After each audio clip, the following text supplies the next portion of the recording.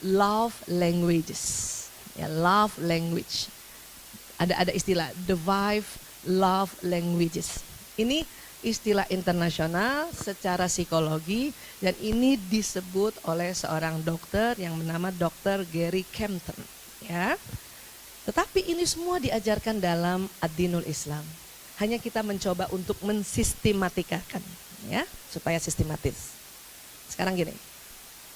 Kita harus mempelajari dasar-dasar bahasa kasih pasangan kita jika kita ingin menjadi komunikator cinta yang efektif. Waduh, apalagi nih Bu Aisyah? Ya, baik. 5 jenis bahasa kasih. Ini saya minta dihafal ya. Dihafalkan, nanti abis ini ada tesnya. 1, kata-kata pendukung atau pujian. Ini bahasa kasih nih. Ya. Apakah itu memuji? Apakah itu membesarkan hati? Ya. Apakah itu kata-kata yang ramah? Ini masuk kategori sini. Bahasa kasih. Ada kasus juga seorang istri kesel sama suaminya. Karena apa? Istrinya minta kamarnya dicat baru. Terus saya tanya, ibu sudah bilang sama suaminya? Sudah Bu Aisyah, sudah sejak 9 bulan yang lalu. Tapi dia gak kerja-kerjain. Oh ya? Iya. Ibu bilangnya gimana? Udah bilang bahasanya lembut. Mas, tuh dong kamar dicat baru. Oh, saya udah langsung tahu nih ada keliru nih cara penyampaiannya. Ya, oke. Suami ibu jadinya senangnya apa? Tapi Bu Aisyah kalau cuci mobil ya Allah, itu kinclong banget dilapisi itu lilin-lilin mobilnya. Wax ya? Oh gitu. Berarti dia rajin dong? Iya sebetulnya rajin. Cuman kamar aja dia nggak mau cat.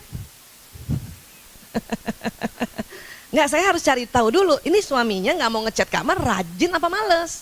Maka saya tanya, apa yang dia lakukan setiap hari? Nyuci mobil, seperti apa? Kinclong banget, berarti rajin dong. Iya. Gimana ya Bu Aisyah ya? Boleh nggak saya kasih tahu kamu? Saya bilang sama istri ini. Apa Bu? Stop untuk suruh suamimu ngecat kamar. Loh, kok disuruh stop?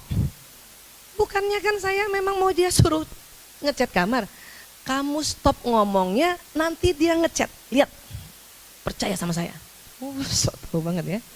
Bisa begitu Bu Aisyah? Iya. Dia mulai gak percaya nih istri ini. Kayaknya gue salah datang nih. Kata si dalam hati, kelihatan dari mukanya tuh. Kita kalau udah curhat 21 tahun sama orang udah kelihatan mukanya tuh. Kalau mulai-mulai denial itu yang menolak gitu kan. Oke. Lah ibu ngapain datang sama saya? Ibu datang sama saya kan? Nah kalau orang yang kayak gini harus agak-agak tegas. Nggak boleh terlalu lembut. Ibu datang sama saya kan? Mau dapat nasihat dari saya? Iya Bu Aisyah, ikutin. Jadi saya jangan minta lagi dia cat kamar. Iya. Terus saya harus apa? Ibu puji terus suami ibu.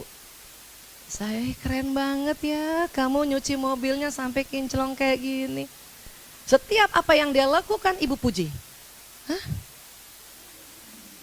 Terus kapan ngecat kamarnya? Udah ikut aja dulu.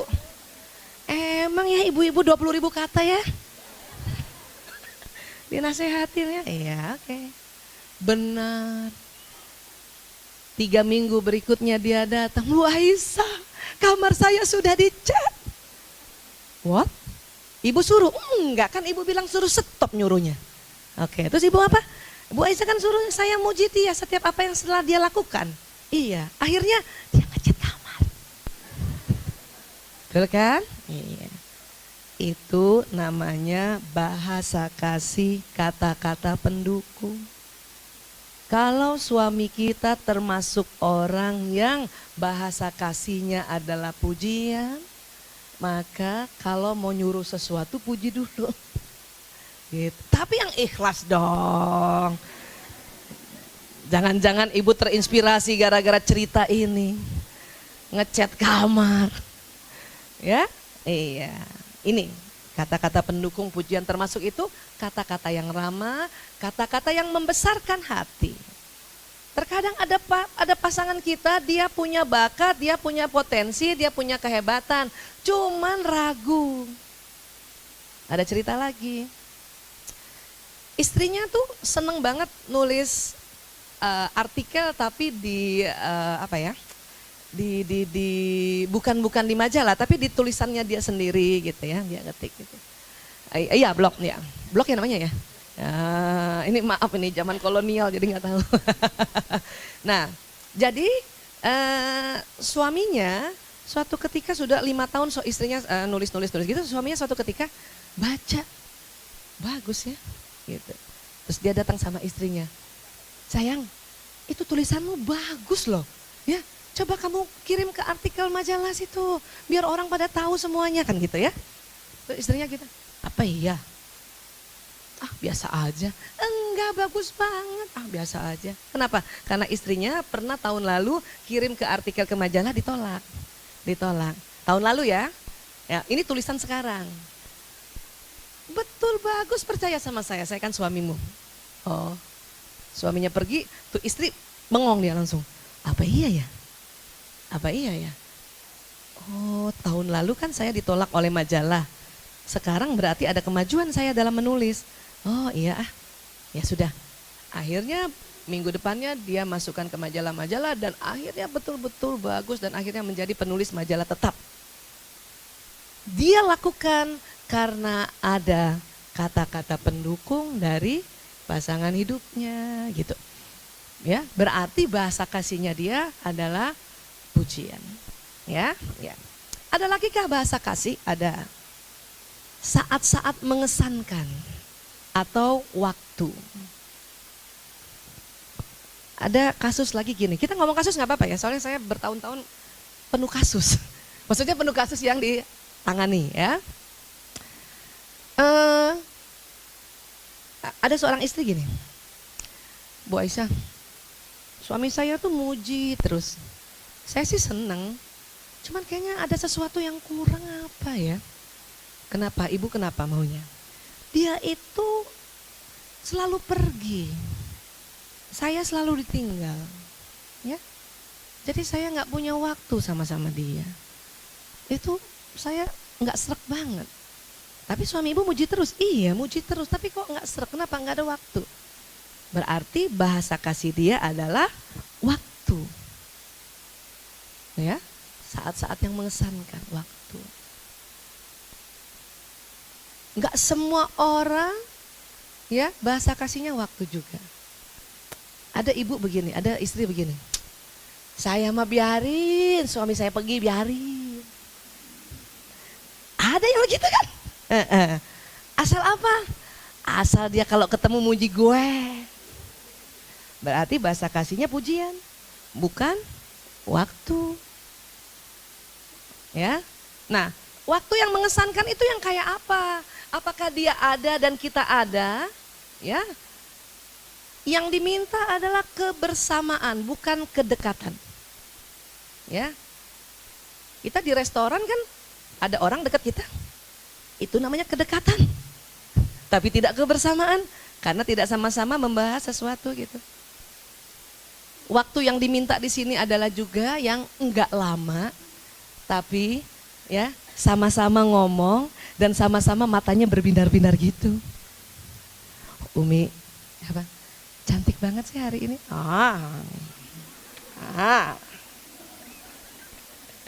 Ada tuh perempuan kayak gitu ya. Makanya kalau dipuji langsung Masya Allah, Tabarakallah, Alhamdulillah, Abi. Langsung ingat ilmu kita, laki-laki tidak suka ditatap mata, kalau suami lihat kita langsung tunduk. Merahnya bukan lagi blush on, tapi betul-betul dari dalam gitu ya. Iya, ngobrol sana sini tentang anak sekitar 30 menit ya. Sama-sama tidak sambil pegang PA gitu. Itu yang disebut saat-saat mengesankan. Seorang bapak, ya, dia dia apa? Gilingkan itu bola sama anaknya sampai dia anaknya, oh ya, itu juga saat-saat mengesankan karena betul-betul memperhatikan. Lain yang seorang bapak pegang gadget, nah, itu bukan waktu mengesankan, ya. Kita 8 jam di kamar, suami pegang gadget, istri juga pegang gadget 8 jam. Itu bukan waktu mengesankan. Kecuali waktu pegang gadget dan gadget kita chattingan. Saya sering begitu, karena saya tahu laki-laki senang benda dan sekarang era gadget. Saya senang tuh, apalagi Ramadan. Kan suami sampai di rumah jam 12 malam kan udah gak bisa ngomong kan. Tapi mukanya ke gadget kan. Saya tanya, Mas, mau sahur apa? Suami saya di sini nih. Telur aja deh. Alhamdulillah. Ini juga waktu mengesankan di era milenial. Paham ya? Kalau zaman dulu nggak ada, suami istri sore-sore duduk gitu, ya Allah ya. Apa yang dilakukan? Suami ngobrol-ngobrol, tiba-tiba suami kentut. Bapak-bapak kan senang banget kentut depan istrinya kan, pernah saya bahas waktu itu kan? Iya, dan jadikan itu momen kebahagiaan, momen romantis. Kita yang ibu-ibu gitu, apaan sih kentut? Gitu. Allah suka aja. Itu juga waktu-waktu mengesankan, Insya Allah. Ya, oke ya. Apalagi bahasa kasih? Sentuhan fisik. Siapa yang dikit-dikit suaminya peluk ibu? Tidak di dalam kamar loh. Jalan aja ibu diginiin. Ada. Berarti suami kita bahasa kasihnya sentuhan fisik. Kalau suami saya enggak. Disuruh baru, Mas, pegang dong. Hilang loh bininya nih. Bener loh, pernah suatu ketika suami saya kalau jalan kan selalu di depan. Ya, dia bukan bahasa kasih sentuhan fisik, dia di depan. Saya jalan di belakangnya. Maklum ya kalau sekarang jalannya, tengah jalan ketemu tuh, Bu Aisyah gitu kan. Saya berhenti lah, cium-cium, foto-foto, itu dia sudah di 2 kilo. Dia balik, mana biniku? Mana biniku? Ya, itu. Nah, ada pasangan hidup yang begini. Dikit-dikit meluk, dikit-dikit usap-usap kepala, dikit-dikit tepok-tepok. Itu berarti bahasa kasihnya sentuhan fisik. Ada juga kita peluk-peluk dia gini tanpa rasa. Ada ya? Sebel nggak, Bu? Banget. Kalau nggak punya ilmu. Ya, coba tes deh kalau suami ibu-ibu peluk-peluk gitu dan dia agak begini, berarti bahasa kasihnya bukan sentuhan fisik. Tidak usah paksa lakukan itu. Takutnya. Iya kan, sering tuh ada yang kayak gitu kan. Ibu merasa kenapa sih kita kan sudah muhrim, harusnya pelukan, gandengan gitu ya. Banyak yang gak suka bukan karena tidak cinta sama ibu, bukan. Bukan tidak cinta sama istrinya, bukan. Bahasa kasihnya bukan sentuhan fisik. Ini di luar hubungan intim ya. Kalau suami istri mah gak pakai bahasa kasih, mah hubungan intim harus lah ya. Tapi di luar itu kalau ada suami touching kita, apa itu dia bahasa kasihnya sentuhan fisik. Ya, kayak ini di gambarnya nih. Dia lagi masak, dipeluk istrinya, malah dipegang tangannya. Berarti tuh suami bahasa kasihnya sentuhan fisik. Kalau dapat suami yang bahasa kasihnya nggak sentuhan fisik, apa dia bilang? Apa sih lo? Apa nggak tertoreh perasaan kita, Bu? Untung ada ilmu istighfar, kita mundur langsung. Astagfirullah. Daripada ibu digitukan, mendingan belajar bahasa kasih, ya. Mulai ini kita nanti ya. Ada lagi kah bahasa kasih Bu Aisyah? Ada kan, ada 5. Pelayanan. Tadi tuh kisah yang pertama tadi, yang istrinya dipuji-puji, dia malah nggak bahagia karena suaminya nggak angkat tempat sampah, ya, nggak mengerjakan pekerjaan-pekerjaan yang seharusnya. Kalau ada yang kayak gitu, itu bahasa kasihnya namanya pelayanan. Ibu, siapa yang suaminya? Kalau HP-nya ibu rusak, dia yang panik, dia yang betulin, dia ada. Itu suami saya tuh. Mas, HP aku rusak. Ingat ilmu lama kan? Kalau kita ngomong berdua sama suami agak manja dan nyaring. Ingat? Belajarlah pada Syahrini. Saya suka banget lihat-lihat itu. Oh kayak gini ya, Masya Allah. Tapi hanya pada suami ya. Hanya pada suami ya. Itu perbedaannya.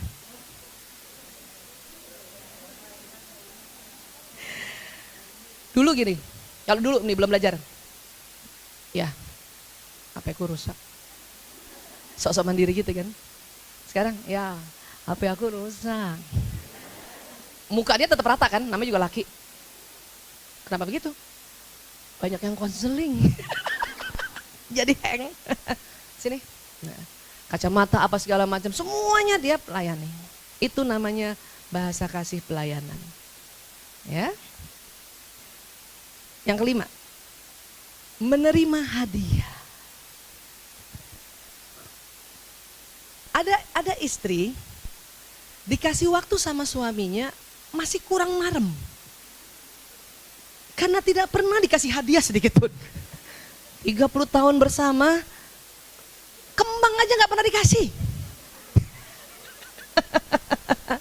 Ya, makanya selama 30 tahun suaminya udah ngomongnya baik, ya, sudah melayani, tapi apa ya? Masih garing. Karena rupanya sang istri ini bahasa kasihnya menerima hadiah. Ya, menerima hadiah.